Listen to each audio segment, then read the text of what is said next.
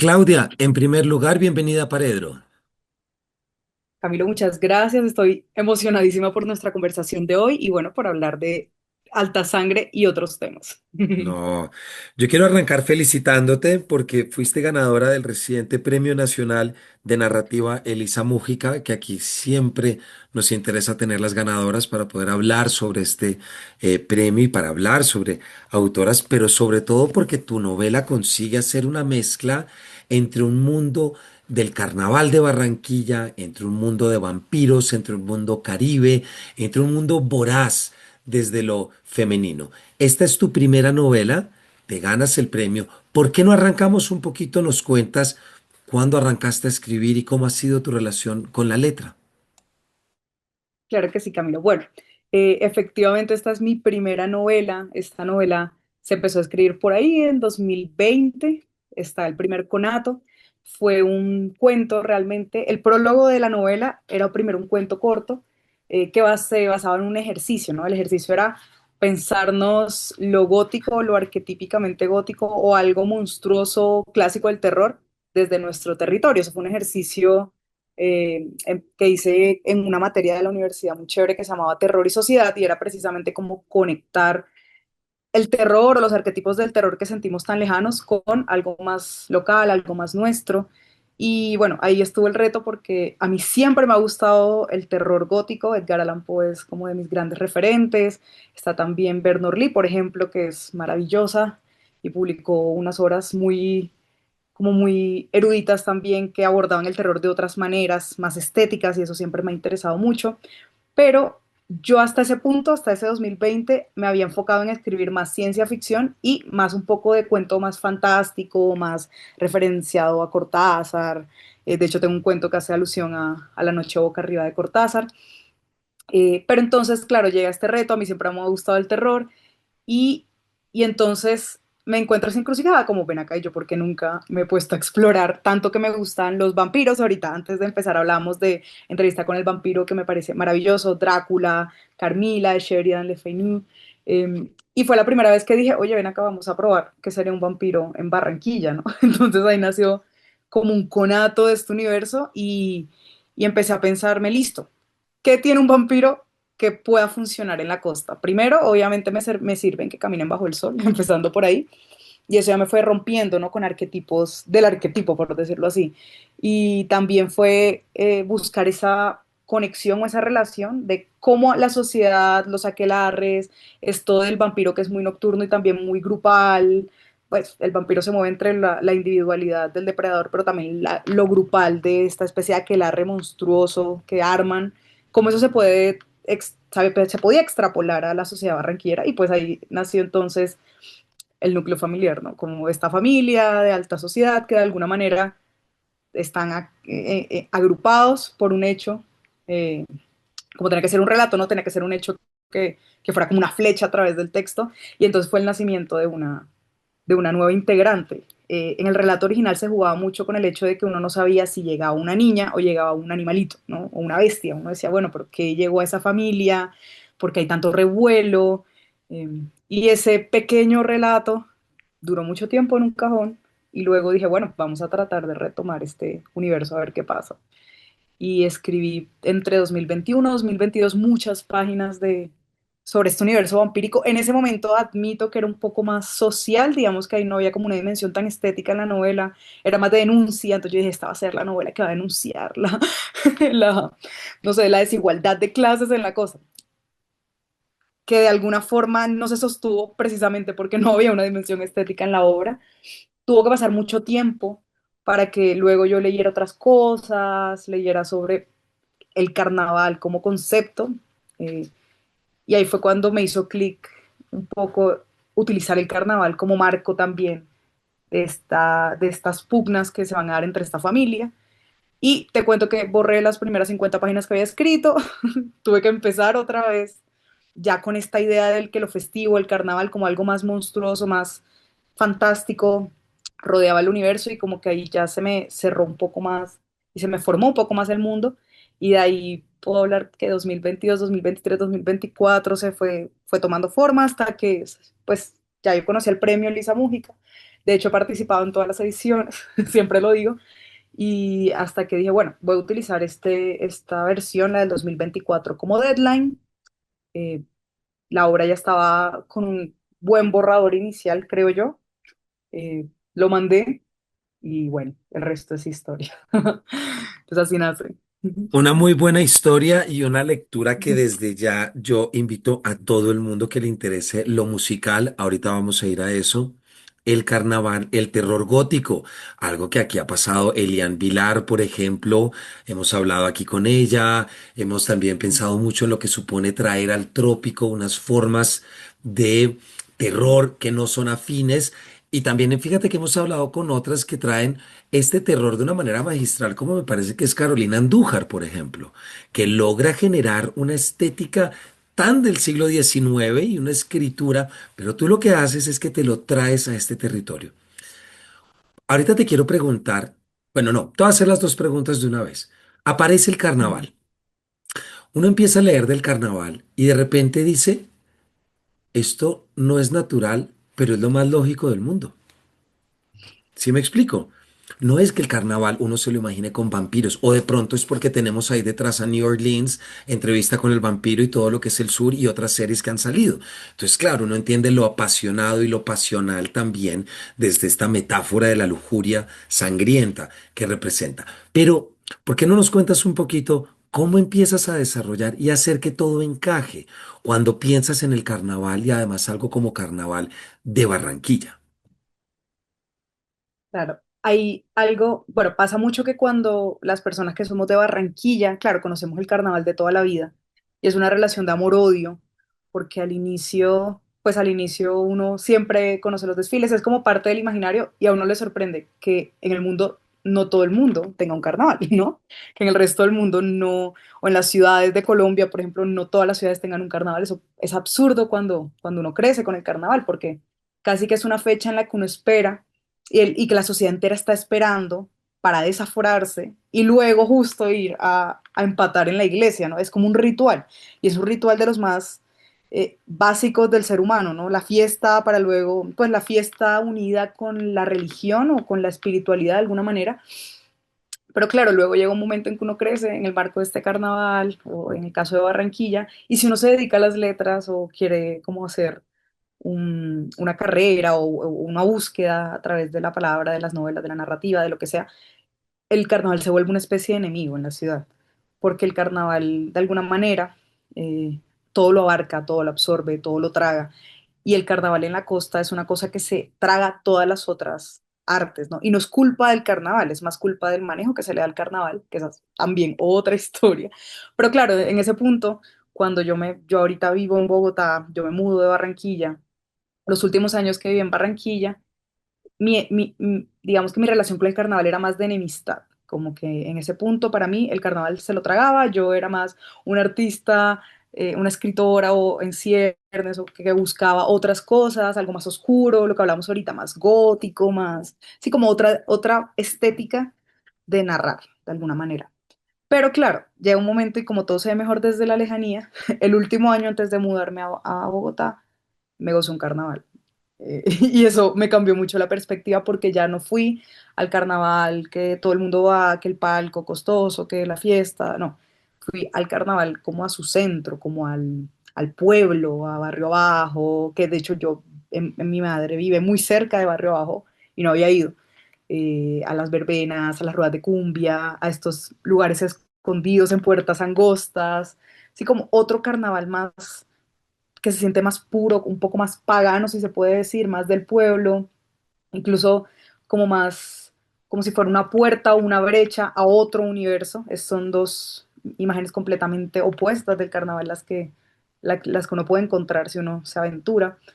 Y precisamente ya luego, viviendo lejos de Barranquilla y todo, me encontré con este término ya más literario, que es la carnavalización de la literatura, que es precisamente este recurso que está presente desde el Quijote, está presente en la picaresca, que es cuando el carnaval o el mecanismo del carnaval que hace que uno sea espectador y actor del carnaval, porque claro, uno ve un desfile, pero no está vestido de alguna manera, y uno también está bailando, y uno también está haciendo espectáculo para la persona que mira detrás, y esa persona es espectáculo para la persona que mira detrás, y todos estamos unidos, y los bordes entre quién le cuenta a quién actúa para quién baila para quién, se borran por completo.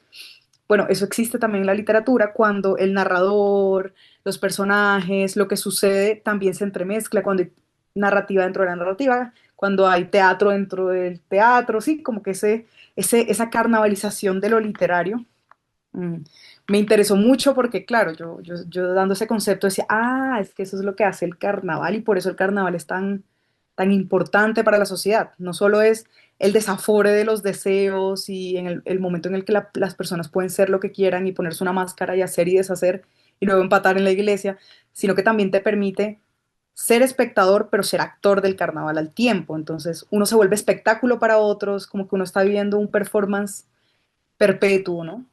Y de alguna forma ese fue el clic importantísimo que me ayudó como a pegar todo el universo como si fuera una casita de madera con goba, porque, claro, al entender que, claro, yo quería hacer, yo ya tenía presente como esta costa con los vampiros, las reglas del vampirismo en este libro fueron naciendo realmente después con la edición, hablando con María José de Laguna y con Angélica de Mirabilia, que yo sé que las conoces, pero el carnaval me sirvió mucho como esa brecha de lo fantástico, porque yo dije, claro, en el carnaval es cuando la gente es lo que quiere ser, se pone una máscara, se disfraza, hace, deshace. Entonces, en, en el universo de Alta Sangre, básicamente el carnaval es la brecha que rompe, primero rompe el poder, ¿no? Porque en el carnaval, Shakira desfiló hace poco, de hecho, en el carnaval de Barranquilla. Entonces tú dices, claro, la jerarquía se rompe. A nadie, o sea, a la gente sí le importa, pero si tienes una máscara, a nadie le importa quién eres.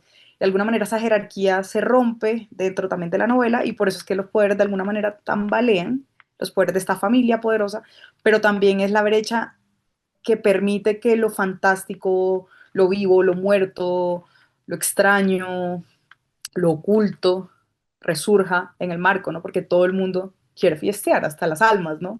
Entonces, de alguna manera eso me ayudó a unificarlo todo. Hay algo que tú unificas, Claudia, y que creo que es uno de los grandes resultados de esta novela, que es esa capacidad. Hay algo híbrido supremamente rico, ¿verdad? Porque mezclas una cantidad de cosas. Ya nos hablaste de lo carnavalesco y de lo que supone una relación personal, pero, y nos acabas de decir que también todo ese contexto de vampiros sale también en la medida, pero ¿por qué no nos hablas un poquito de dónde surge tu fascinación y tu aprendizaje de lo vampiresco y cómo lo entiendes ahora? Porque hay algo muy importante que decías al principio. Yo no siento que esta sea una novela que sea una crítica social o una crítica ideológica. Es la historia de una familia de vampiros, de mujeres, un matriarcado vampiresco, si se quiere, pero está puesta sobre una trama que no necesariamente apela de inmediato a muchas cosas que un lector pueda pensar. Entonces, ¿por qué no nos cuentas cómo hiciste entroncar y cómo lo aprendiste y lo leíste? Bueno, el terror, como te contaba ahorita, siempre me ha interesado mucho precisamente porque justo hace poco estábamos hablando sobre el gótico urbano, el gótico tropical, bueno, todas estas etiquetas nuevas del gótico, pero es que el gótico per se, o el gótico original, por decirlo así, nace precisamente por las preguntas, como quien dice, las preguntas del alma, ¿no? El gótico nace por la contraposición con la ilustración, por esta necesidad de los creadores, de los artistas, que ven por ahí cuando empieza todo este movimiento de la ilustración, que ven que ahora todo lo importante tenía que ser realista y muy mimético, muy apegado a la realidad.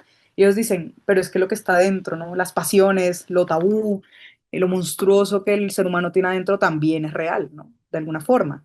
Entonces nace precisamente buscando una estética atractiva y terrorífica que repele y que atrae para contar esas cosas oscuras del mundo, ¿no? Y de alguna manera las disfrazan porque decirlas tal cual con su nombre, sin pelos en la lengua, iba a ser un problema. Y sigue siendo un problema. Entonces yo siento que al final mi fascinación con el terror, con la ciencia ficción, con todos estos géneros que crean otras estéticas para contar las cosas, es precisamente que envuelven de una manera muy atractiva y muy catártica la verdad. Entonces, o sea, ¿cuál sea la verdad? Porque verdades hay muchas. Entonces siento que este germen del terror a mí me encanta y hace poco también en una charla que hablábamos sobre el folk horror en Colombia, es que claro, digamos que a veces el marco del terror o el marco de lo fantástico da licencias para denunciar a veces, decir otras cosas, burlarse de otras cosas, eh, o poner en tela de juicio. Y uno dice, listo, esto es lo que yo voy a narrar, ustedes interpretenlo como lo vean, ¿no? Me ha pasado mucha gente a veces como que hay lectoras, lectores que sienten quizá un tinte más político, hay gente que se va más por un tinte más fantástico. Hace poquito me contaron que en un club de lectura estaban en debate de si era una novela política, terrorífica o juvenil.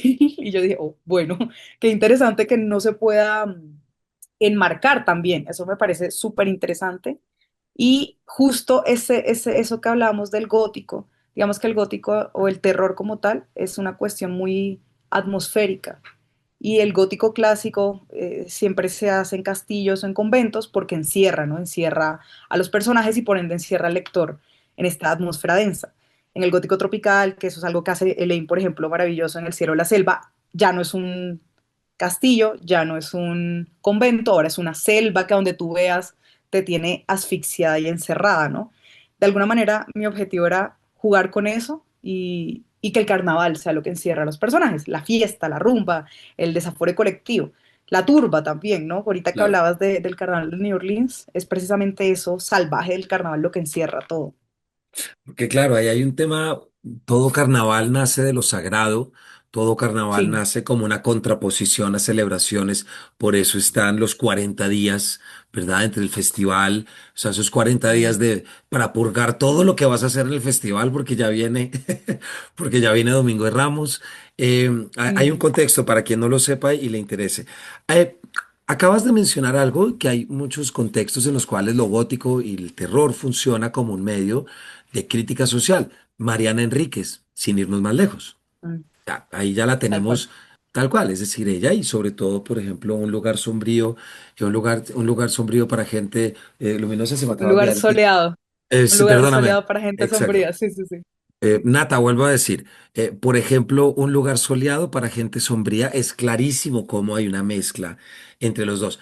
¿Cómo crees tú, Claudia? Y si crees, porque también esto no tiene que ser una respuesta fija, pero crees que también tu obra entra a dialogar con estos libros, por ejemplo, de Elaine que nos acabas de mencionar, o nociones un poquito de Mariana, o también incluso de Samantha Schweblin desde el terror, o por ejemplo, la encomienda de Margarita García Roballo ya tiene un componente, claro que pues es la encomienda entre Buenos Aires y Cartagena o Barranquilla, pero ya también tiene una respiración del terror. Eso es lo que me interesa, el Sí. terror. ¿Crees que tú estás dialogando y estás continuando o te cogió un poquito de sorpresa el tema que quisiste llevar? No, creo que precisamente por esas lecturas, porque antes de, como te decía, yo antes escribía mucha ciencia ficción, mucha fantástico y amo el terror. Leo mucho terror, creo que es lo que más consumo, pero no me había atrevido a escribirlo por miedo, ¿no? No por miedo al que dirán, sino por miedo o por respeto, entre comillas, a no hacerle justicia a lo que, a los grandes o las grandes formas de generar terror clásicas, ¿no? Como que hay referentes muy completos, digamos, al hablar, por ejemplo, de vampiros y todo, pero fue cuando empecé, cuando por ejemplo descubrí a Mariana Enríquez, fue un antes y un después, porque uno dice, no, es que sí se puede hacer terror, primero en español, ¿no? Que ella habla mucho de Cortázar, ¿no? Que ella dice que Cortázar fue una gran referencia para ella porque dijo, se puede hacer fantástico en español. Entonces, mm, Mariana es como una gran referencia para entender que, claro, que uno puede tomar lo que le sirva y que eso es muy latinoamericano, ¿no? Es que la literatura latinoamericana siempre ha sido de tomar lo que nos sirve y mezclarlo, ¿no? Y en un curso que hice alguna vez nos preguntaban si eso era original o era copia y no es nada, es que la hibridación y la mezcla y el mestizaje es latinoamericano y ahí se crea algo nuevo. Entonces al leer a Mariana Enríquez, por ejemplo, Nuestra parte de noche, que mezcla tantos temas, sí, mezcla obviamente temáticas, está todo este marco de la dictadura, pero pues también está esa cuestión de los cultos, del poder también, oculto, ese poder oculto de las clases altas, ¿no? También está Mónica Ojeda, que siento que también fue como una gran revelación, primero porque con Mónica Ojeda entendí la poesía del horror, ¿no? Como que no solamente es narrar desde nuestro territorio lo terrible, ¿no? Como que también lo hace Fernanda Ampuero, por ejemplo, María Fernanda Ampuero, perdón, sino que también se puede narrar de otra manera, con un lenguaje también muy buscado, como muy trabajado, como con una dimensión más poética, y eso me ayudó mucho en las miles de reescrituras que tuvo Alta Sangre, eso me ayudó mucho. También, por ejemplo, Irene Solá, dentro de todos los referentes que mencionaste, Irene Solá creo que ha sido, gracias a Irene Solá, me leí Canto yo y la montaña baila, ¿no? Y que ya pone a hablar a las nubes. Y ahorita me acabo de terminar Te di ojos y miraste a las tinieblas. Y claro, ella te pone el terror, ya lo extraña, o sea, ella no solamente te extraña las historias que te cuenta, sino que en el lenguaje es extraño porque es una mezcla entre cuento de hadas y, pero muy grotescos, ¿no? Pero también como medio aniñados, pero poéticos, entonces uno no entiende muy bien qué está sucediendo en el lenguaje, pero es una cosa única. Y cuando yo vi que ella ponía a hablar a las nubes, cuando yo vi que ella ponía a hablar a los conejos, cuando vi que ponía a hablar a las montañas, es que yo pude poner a hablar a un personaje que considero que es muy chévere, ahorita hablando de la turba y ahorita hablando de lo colectivo, que son las malas lenguas dentro de la novela. Las malas lenguas son como este enjambre de chisme perpetuo, fantástico, monstruoso, que se cuelan en los espacios, que van buscando secretos, recopilando, que no están del lado de nadie, que solamente quieren como ver caos. Y eso me parece muy importante porque yo siento que cuando un chisme llega al mundo, nadie lo puede controlar, ¿no? Entonces, ese dominio que tienen estas mujeres de la atmósfera del terror, pero también que hacen lo que quieran con él, ¿no? Mencionaste, por ejemplo, a Margarita García, yo siento que esa mujer hace lo que quiere con el lenguaje también, con las ausencias, incluso ella toma temas chiquitos y los engrandece de una manera. Ella tiene un cuento, Margarita, en El sonido de las olas, creo que es el segundo, que es sobre una niña que el papá es una especie de brujo en Cartagena, si no estoy mal.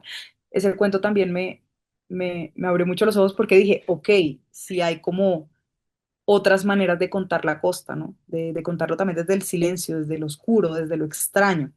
Entonces es como una larga lista de autoras, de autores también, que veo que se tomaron el terror, tomaron lo que les sirvió e hicieron lo que quisieron con él. Entonces eso me dio, digamos que una valentía, ¿no? Me dio valentía para hacerlo a mi manera, como que también entendí que si bien hay mucho terror y hay gente que dice que ahorita estamos en un boom de terror, eso es debatible porque, bueno, que es un boom al fin y al cabo, sino algo que sube y termina y no creo. Creo que ahorita al contrario, en Colombia estamos buscando y en Latinoamérica buscando otras maneras de contar lo que ya se ha contado de forma realista y, y esto me ayuda a entender que listo, hay terror de este tipo, hay terror de este tipo, pero nadie ha hecho vampiros en Barranquilla aún, excepto Ernesto Macaulan, ¿no? Con esa película del último carnaval. Entonces dije, listo, pues hagámosle. ¿Qué es lo peor que puede pasar? Que se quede en el cajón. Y ahí fue cuando realmente eso fue lo que me ayudó a lanzarme, a seguir trabajando esta novela y no dejarla en el cajón. Tantos referentes. Muy chévere. Además, mira, Irene, tenemos entrevista aquí en Paredro con Irene también que estuvimos Amo. hablando, sí, cuando estuvo en Confama en Jericó. Bueno, y hemos ido por acá, entonces para la audiencia, sepa que todo esto que nos está contando nuestra invitada de hoy puede ir eh, a profundizarlo. Estamos hablando con Claudia Amador, autora de Alta Sangre, la novela ganadora del más reciente Premio Nacional de Narrativa Elisa Mújica, publicada por Mirabilia Libros y Laguna Libros. Y recuerden que este capítulo viene gracias a nuestra alianza con Confama, la Caja de Compensación Familiar de Antioquia, Bibliotecas Confama, 50 años tendiendo puentes entre los tiempos. Hay algo fascinante en lo que dices y es porque, claro, hay una cantidad de imaginarios, de cuentos de brujas que tenemos que todos, absolutamente todos son importados y luego son hibridizados y luego puestos a nuestra medida, ¿cierto? Es decir, y hay gran parte de los personajes femeninos, precisamente, basta con leer los autos de fe de lo que era la Inquisición en Cartagena, precisamente sobre mujeres acusadas de brujería, el mal de ojo, todo lo que quieres, el trato con el diablo, una cantidad de cosas que tú también entras, porque por ahí está el verso de Johnson, por ejemplo, de Crossroads, del momento en el que el blues se topa con el diablo, que es también Francisco el Hombre y que es también Florentino de música llanera. ¿Por qué no le ponemos nombre ya, Clau, un poco a tus personajes? Me gustaría que nos empezaras a contar y para que la audiencia sepa cómo funciona esto. Y quiero arrancar preguntándote, por supuesto, por ese personaje que es la matriarca vampira, es decir, por Julia Ventorroso. ¿Por qué no nos empiezas a contar un poco de dónde salen los personajes y cómo empiezas a construir esta trama, toda dedicada a hacer que una hija sea la próxima reina del carnaval? Bueno, precisamente el primer personaje que nace, como les contaba ahorita, es Julia. Julia Banterroso. Julia es em, es este poder escondido, no tan escondido, ¿no? Porque en la novela casi que es la dueña de el club, del Alta Sangre Club. Ella es la dueña de una fábrica pues un taller de confección, para ser más exacta, y como que la ropa también va a tener una importancia muy grande en la novela, como el tejido como tal, las polleras, por ejemplo, y también es dueña de la fábrica de Sanguina. Y básicamente, al ser ella dueña de estos tres negocios, y aparte haber sido reina del carnaval, ¿no? Porque Julia fue reina del carnaval en algún punto y casi que es figura pública, admirada.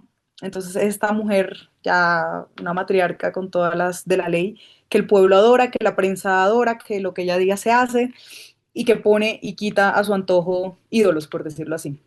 Y obviamente nace entonces su nieta, ¿no? Que es Julieta Banterroso, que nace desde esto no es spoiler porque está en el prólogo, y es como una relación complicada porque Julieta, y también está ese espejo a propósito de los nombres, que hasta ahora nadie se me ha quejado por eso, menos mal.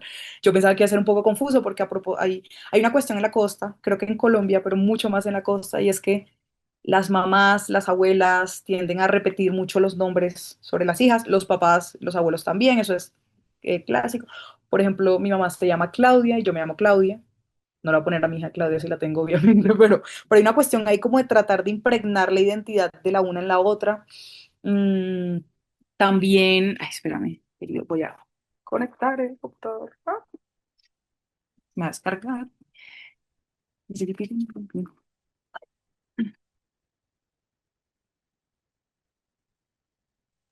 No te preocupes que ahorita Natalia edita, entonces si quieres retoma tranquila. Sí, sí. Si no se me apaga esta cosa. Oh,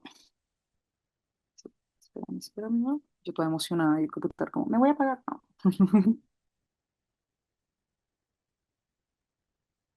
Ya, ok, ya cogió, listo. Bueno, retomo desde, ay, no me acuerdo. Ah, bueno. Entonces está esta cuestión de tratar de replicar el nombre de la abuela en la nieta, casi siempre se vuelve una generación, ¿no?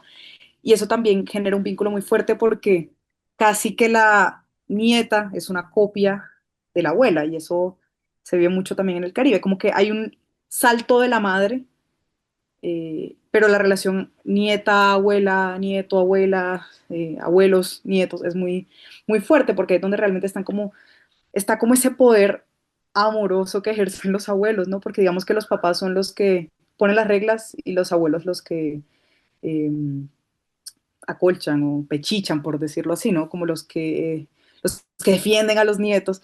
Entonces, es un poco tomar esa relación, ese vínculo más abuela-nieta, pero también ver otras aristas, porque claro, sí, digamos que, y Maribel Moreno lo hace muy bien, en Diciembre llegaban las brisas, con Lina, que es la narradora, y su relación con su abuela, con la tía abuela, así como hay todo un matriarcado de abuelas arriba, que son el saber, que son este saber viejo, este saber antiguo que se va pasando de generación en generación. Entonces fue tomar eso también, pero de otra manera, como claro, sí, las abuelas son maravillosas, son un amor, pero también son mujeres, también son seres humanos con deseos y con apetitos.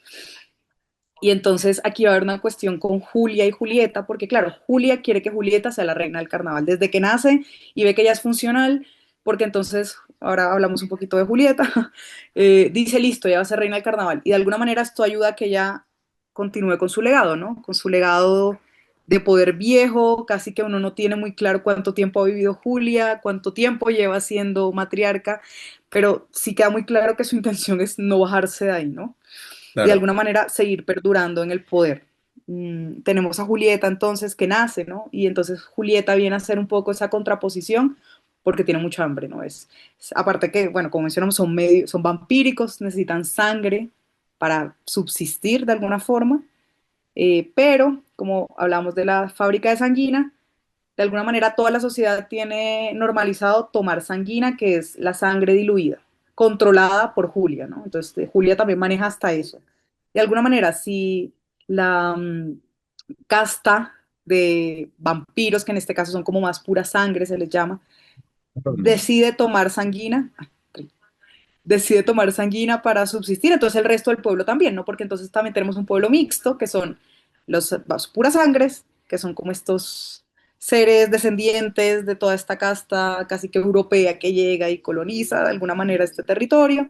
Están los mixtos, que son como la mezcla entre vampiro, humano, es como una cosa ya más como otro escalafón social más místico, ¿no? Dentro de la novela y hay personajes también ahí. Y están los humanos, que son los del perder, que básicamente son la fuente de sangre en la fábrica de sanguina. Pero todos subsisten y todos celebran el poder y todos están felices cuando llega el carnaval de alguna forma y todos están muy pendientes del futuro de Julieta, que como decíamos nace con mucha hambre, con mucho apetito, no se puede controlar, muerde a un par de puras sangres y casi que los desangra. Y entonces Julia, la abuela, tiene que recurrir a Enriqueta. Entonces ya aparece Enriqueta desde el inicio y Enriqueta es una mixta, medio bruja, medio con poderes medio ancestrales también.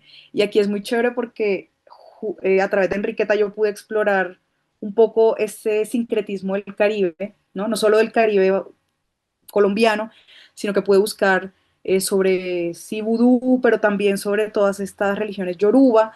Y fue una investigación muy chévere porque mi objetivo no era traer tal cual, sino con mucho respeto entender. Entendí muchas cosas del vudú, por ejemplo, alejándome de los clichés. Y es que algo que tomé del vudú que me pareció muy interesante es que no es lo que pensamos del muñequito con las pullas, no son como estos seres extraños que aparecen, y sombras y como el mal y todo. No, el vudú se basa mucho en estar siempre disponible y siempre hablándole a estas deidades o estos espíritus para que me ayuden, ¿no? Es una cuestión muy colectiva, es una cuestión muy de respetar a los mayores dentro de, pues, los cultos o los rituales más que todo. Y es una cuestión como de respeto y de escalafonar para luego uno ser una líder, ¿no? Y entonces eso se lo pasé a Enriqueta. Enriqueta ya es como esta mujer que tiene esta conexión con, con Simbi, con eso sí, me los inventé, tomé nombres, pero digamos que los Simbi son una especie de loa en el vudú. Yo lo que hice fue tomar como nombre propio para crear otra especie de culto basado en. Y esa es como la religión a la que se adscribe Enriqueta, que es quien domestica a Julieta, de alguna forma, y es como al final quien la cría, por decirlo así. Porque eso también sucede mucho en la costa, ¿no? Al final, muchas madres de cierto poder adquisitivo le dejan las hijas a las nanas, ¿no? O a las ayas, como les dicen todavía. Entonces, bueno, también va a entrar ahí la nieta de Enriqueta, que es Henrietta María. Y Henrietta María es un poco también pues pasa algo con la abuela, ella tiene que reemplazar a la abuela dentro de la casa Van Terroso, de la mansión, y de alguna manera ella no quiere, ¿no? Ella está ahí como obligada casi, como por obligación para subsistir, porque la abuela le deja como una carga muy grande, casi que ella ahora se hace cargo de Julieta cuando Julieta crece, cuando está ya ensayando para ser reina del carnaval. Y, y Henrietta María también va a ser muy importante porque Henrietta casi que al inicio uno dice, esta mujer no quiere nada, ya está ahí obligada, ¿no? Tiene como un peso de poder que no quiere, pero siento que es de los personajes que para mí tienen un desarrollo más interesante dentro de toda la novela. Me gustó mucho cómo evolucionó ella misma, como que en la reescritura fue tomando más fuerza y me pareció muy interesante porque no solo se volvieron canal para que Julieta hiciera esto o aquello, sino que ellas también tuvieron ahí un crecimiento. También tenemos a Mapi, María del Pilar, que es la mamá de Julieta, la hija de Julia. Mapi también es este personaje extraño, ambiguo, porque es como esa mamá que, claro, la abuela la anula completamente como madre de Julieta. Mapi tiene sus propios problemas, Mapi tiene, bueno, se puede hacer spoiler porque es el segundo capítulo, eh, tiene una cuestión con el diablo, ¿no? Tiene una cuestión ahí con el diablo bien extraña, bien erótica si se puede, bien, mucho por la idea de sí venderle el alma, pero más que el alma, Mapi entrega el cuerpo de alguna forma, siempre. Y están los hermanos de Julieta, que son Sebastián y Dante. Sebastián es más como este prototipo de, como de personaje muy, sí es muy secundario de alguna forma, como que en general la mayoría de voces masculinas dentro de la novela son muy arquetípicas, porque claro, cuando uno pone el foco en lo doméstico, digamos, o en lo interno, como hablábamos ahorita, ¿no? Que uno creería que eso ya no está mucho esa distinción, pero todo lo privado es político también, ¿no? Pero también en la gran literatura no le han prestado mucha atención a eso. Entonces, casi que cuando se habla de la casa, en la costa todavía sucede que los hombres se desentienden, ¿no? Obviamente no todos, obviamente, pero es un poco jugar con esa idea de la casa, de los temas internos que a los demás no les importan. Y, y está Dante, que es el otro mello, que va a ser también muy interesante porque se presume que es hijo del diablo, ¿no? Con lo que eso acarrea. Es una especie de bobo extraño, muy apegado con la mamá, que va a hacer desastres en la novela también, como todo hombre apegado a la mamá, y va a armar mucho desastre por el bien del caos, ¿no? Y eso, ese personaje también me gusta mucho porque es como el caos por el caos, no tiene una motivación, pues tiene código infernal inyectado en las venas y va a ser desastre. Y en este marco se va a desarrollar la historia con estos personajes variopintos. También tenemos a Katiuska y a Osiris que trabajan en la mansión, muy a su estilo también tienen poderes medio brujeriles.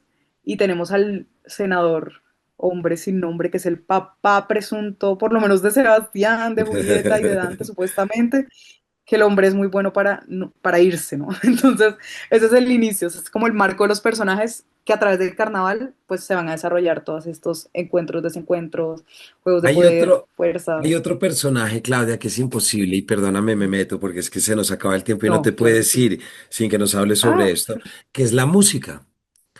Ya sí, arrancaste este capítulo leyendo sobre el bullerengue. sí, Eh, Esa es una constante absoluta en la novela, es decir, siempre hay una tambora sí, detrás. Está el bullerengue, está la tambora y hay una penetración, compenetración brutal entre lo femenino y lo musical. ¿Por qué no nos cuentas de eso que, pues, más carnavalesco imposible, pero también es traer otro componente completamente local y ponerlo a sí. jugar?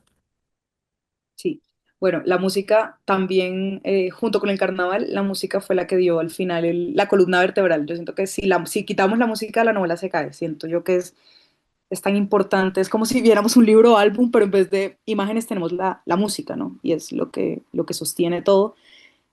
Fue, por una parte, un homenaje a, pues, a que si en el carnaval uno puede, en el carnaval, en el marco del carnaval puede pasar lo que sea, dramas, no dramas, muertes, nacimientos, vida, pero siempre hay una constante y es que uno escucha música.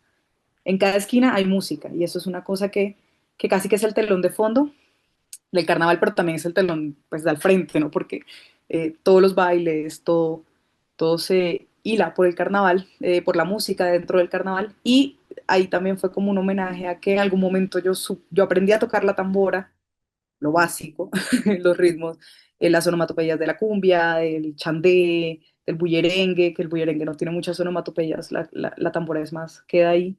Y fue un poco como tratar de transmitir esa atmósfera, lo que hablamos ahorita, ¿no? Que claro, en el gótico la atmósfera encierra, y aquí el encierro es más musical, el encierro es el carnaval, entonces era una manera de que las lectoras, los lectores se acerquen y puedan o buscar el ritmo o por lo menos tratar de seguir el hilo, o pues si no son de acá de Colombia y no conocen los ritmos, de alguna manera sepan que ahí está sucediendo algo, ¿no? Y me pareció muy importante dejar todas las onomatopeyas.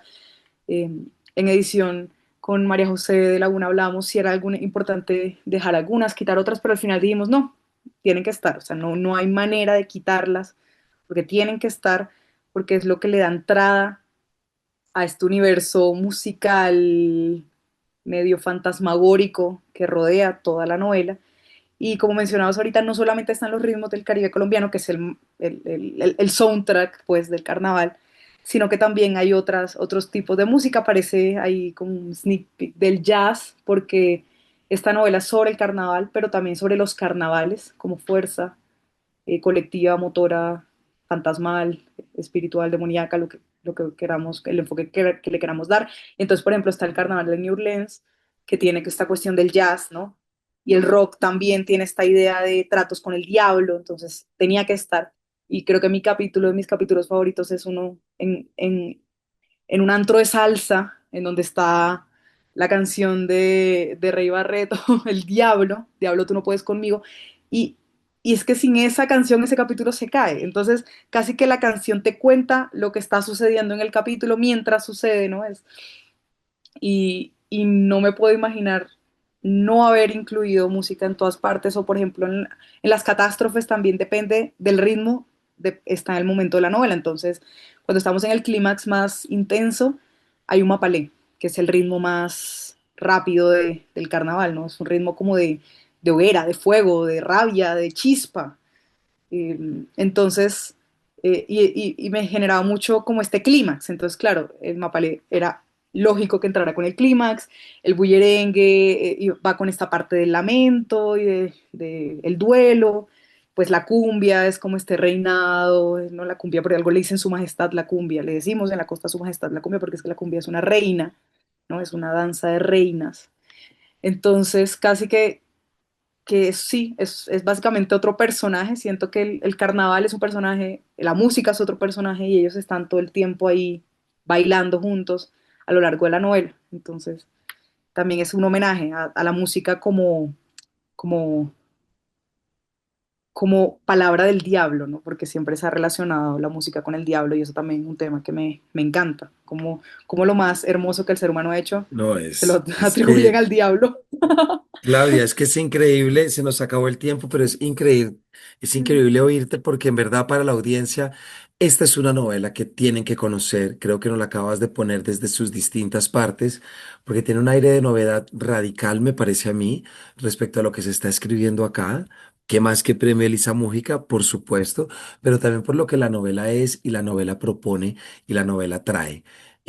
Creo que el que no vaya a leerla después de haberte oído hablar de todas estas cantidades de elementos, pues estará perdiendo algo muy grande que no vale la pena perderse en estas vacaciones o en estos meses que a veces el trabajo desciende y pueden encontrar espacios para leer cosas nuevas y esta definitivamente tiene que ser una. Claudia, se nos acabó el tiempo, pero muchísimas gracias por habernos acompañado. No, Camilo, gracias a ti, qué conversación tan deliciosa. El tiempo vuela cuando uno se divierte. Y cuando son Y no, buenas muchas gracias novelas. por ti. Ah, muchas gracias, no, gracias por tus preguntas, gracias por tu escucha, gracias por tu lectura. Y a todas las personas que nos escuchan, pues nada, les invito a que nos encontremos en el Pegue de los Mundos. Así es. Alta Sangre de Claudia Amador, publicado por Mirabilia Libros, Laguna Libros, también último Premio Nacional de Narrativa Elisa Mújica. Ya saben qué hacer y ya saben a dónde ir a buscarlo. Claudia, gracias por acompañarnos y a todos ustedes, gracias también por su compañía y nos vemos en una próxima edición de este Paredro.